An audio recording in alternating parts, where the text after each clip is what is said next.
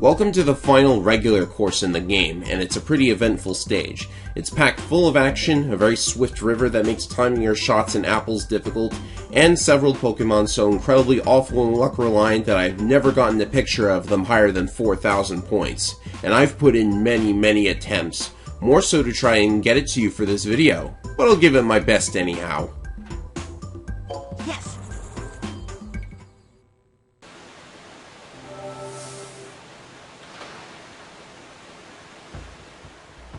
Pokemon sign.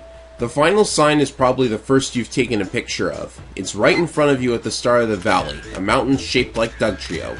Pretty epic. Goldeen. In addition to Magikarp, this course only has Goldeen in its waters. Toss apples or pester balls in the water to get her to appear. Just like Magikarp, the sparkling jump is worth the most pose points.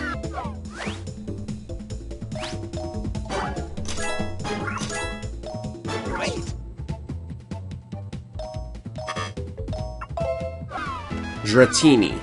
And yet again, anywhere in the water, Dratini can appear whenever you toss an apple or a pester ball into the water. Not a lot of difference from Goldeen. Jeez, they just keep using this type of shot over and over, huh? Go for a shot with a sparkling jump yet again. Dratini's also constantly jumping near the whirlpool towards the end of the course, which means you can get a random one to appear in the picture along with the fixed one. If your luck and timing are good enough to get 2 Dratini in one shot and get this special pose, I will convert to the religion of Arceus, because he's clearly smiling on you.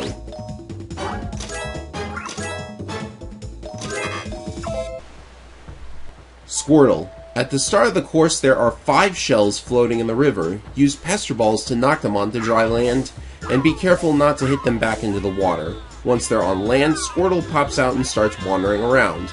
Get as many of them on land as possible, then use apples to get them in position. The timing for the shot is the worst part. There is a special pose bonus for when they leap into the air upon discovering an apple, not when they're actually eating the apple. Try to snap the photo just as the Squirtle is landing, or you can forget the special pose entirely and just go for a normal shot like the world record seems to.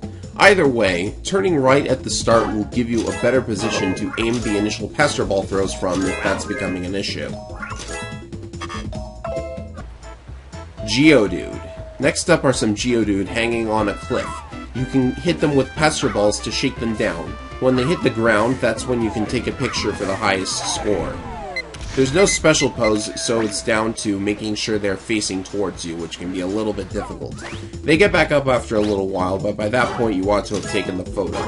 Geodude doesn't have any special poses. The best ones to photograph are on the same wall as the Grappler a little later on. Sandshrew. When you knock down the Geodude, a Sandshrew pops out of the ground. When they are in the middle of jumping in the air after Geodude lands, that's worth the highest amount of pose points, so timing is essential, both with regards to your pester ball throw and the timing of the shot. Sandshrew doesn't go back underground, so get as many of them to appear as you can if you want to go for the extra pose points for having many of them in the frame. The best Sandshrew is probably the first one available at the start of the area, though. Grappler. At one point you'll come to a waterfall with 3 Grappler hanging on the nearby wall. Play the Poke Flute to make them come down and start dancing. This is the special Grappler dance group photo. None of the individual songs earn you any more special bonuses, however the second song in the flute makes them all stop in place and spin around instead of going in a circle, making it very easy to stop them in a favorable position. It's all about timing the shot right so you have a perfect pose score, since there's no special pose bonus, and the other 2 are in the frame along with the subject.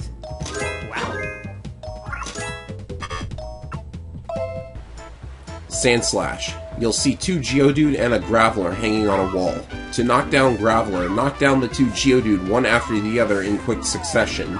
Knocking down the Grappler causes Sandslash to pop up. Like with Sandshrew, take the photo just as he appears for maximum pose points. Not much more to say here. You get 1 shot at Sandslash per attempt of the course, so make it count. Gyarados. At the start of the valley, you will spot a Magikarp jumping up just before the first turn.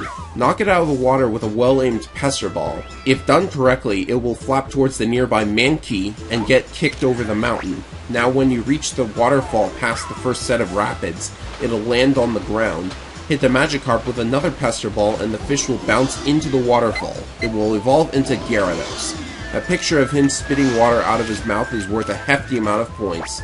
Since you can't see all of him, size might be an issue, but you get such a big pose bonus, it's probably alright to miss a couple. Staryu. One of the worst Pokemon to photograph in the entire game, and that's saying something considering how luck-driven Butterfree is. I only just now got a Staryu pick worth more than 3,000 if you're wondering. You'll see 3 Staryu total throughout the area. If you take a picture of one, it'll start spinning around your vehicle, and this is where luck comes into play, I guess. You just have to photograph him with a well-timed shot and hope he's facing you and has others in the frame too. I got very lucky with Staryu and managed to get a picture over 3,000, but it took dozens of attempts. Starmie. At least Starmie isn't as annoying as its previous form. Any Staryu you have following around your vehicle will dive into the whirlpool towards the end, evolve into Starmie, and fly into the sky afterward. Naturally, if you got all 3 Staryu to follow you, there will be more Starmie and more opportunities to hopefully get as many of them in the picture as well. Be sure to get the jewel in the center of Starmie facing you for the best pose score, and use the dash engine and C buttons if you need to adjust speed. Dragonite. Another fairly simple photo in spite of Dragonite being the first pseudo-legendary. Throw Pester Balls into the whirlpool towards the end of the level, as many as you can. Eventually Dragonite will pop out, fly upwards, and give the most adorable roar I've ever seen in a video game. Take the photo while he's roaring for the best pose bonus you can get out of him. There's only one Dragonite, so it's down to how close you are to him that determines the maximum score here. Although it's one of the easiest perfect shots I've ever seen in the whole game, so it should be very simple to get the maximum here. Manky. The final Pokemon of the course is seen atop a hill with several Squirtle at the base of the hill. When you hit Squirtle with a Pester Ball here, he will be sent up the hill, and if your aim is just right, he'll collide with Manky and send him flying. This is in fact a special shot, Squirtle Bowling, but it's not that big point-wise. Manky will land on the ground near a highly suspicious button, and he's now close enough for some good pictures. The best pose for Manky is to hit him with a Pester Ball and take a picture while he's airborne, not while he's on the ground. You don't get as high a score if he's on the ground as opposed to airborne. If you knock him onto the button, a gate will open and unlock the final part of the game if you haven't done that yet. If you have, avoid hitting the button as it will end the course prematurely and you can't take a picture of him then. That wraps up the 6 main courses. For those of you who collected pictures of every Pokemon sign in every course, you will be presented with the game's final challenge, and if you can get the best score in this final stage, you are a master of photography. Well, that and bashing poor innocent animals on the head with apples and balls of gas, of course. Next up is the Rainbow Cloud and the final video of this series. Brace yourselves, our heads will be in the clouds for sure now.